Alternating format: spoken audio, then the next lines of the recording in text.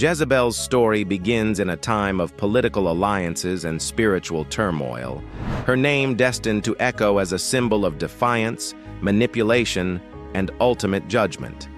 The Phoenician princess, daughter of Ethbaal, king of Sidon, was wed to Ahab, king of Israel, in a political marriage meant to strengthen ties between their nations. But with her arrival came the worship of Baal, a pagan god of storms and fertility, and a wave of idolatry that would infect Israel to its core. Jezebel was not content to let her new kingdom worship Yahweh, the God of Israel. Instead, she became a force of darkness, introducing altars to Baal and Asherah, and demanding loyalty to her gods. The queen's power grew, as did her ruthlessness.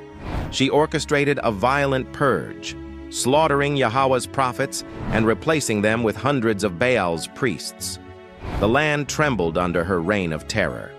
But Yahweh raised up Elijah, a prophet with fire in his spirit and a mission to challenge her idolatry. The clash between Jezebel's forces and Yahweh's prophet reached its apex on Mount Carmel, a site destined to become a battleground of the divine.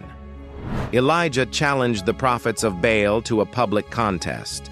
2 altars would be prepared, one for Baal and one for Yahweh. The God who answered with fire would be proven the true God. The prophets of Baal danced, shouted, and even slashed themselves with knives, their blood staining the stones. But their God remained silent. Hours passed, and their cries faded into despair. Then Elijah stepped forward. He rebuilt Yahweh's altar, drenched it in water until the trench around it overflowed, and called upon Yahweh.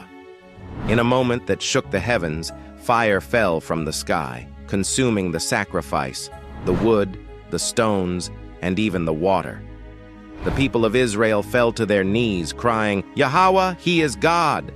The prophets of Baal were seized and executed at Elijah's command. Jezebel's gods had been humiliated, but the queen's fury burned hotter than the flames of Yahweh's altar. When Jezebel heard of the prophet's defeat, she sent a chilling message to Elijah. "May the gods deal with me, be it ever so severely, if by this time tomorrow I do not make your life like one of them." Elijah, exhausted and fearful, fled into the wilderness.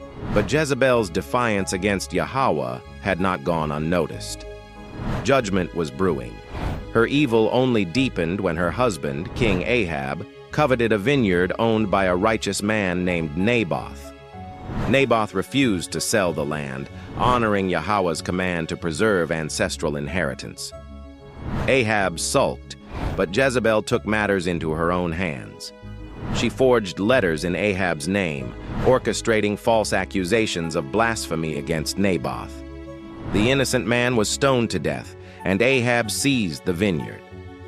But Jezebel's scheme drew Yahweh's wrath. Elijah confronted Ahab, delivering a prophecy that would haunt Jezebel's final days. "Dogs will devour Jezebel by the wall of Jezreel." Years passed, and Ahab died in battle, fulfilling part of Elijah's prophecy. Jezebel's son, Ahaziah, ruled briefly before meeting a similar fate. Another son, Joram, ascended the throne, but Yahweh's judgment was far from finished. Jehu, a military commander anointed by Yahweh to cleanse Israel, marched toward Jezreel to confront her. Jezebel's final moments were as defiant as her life.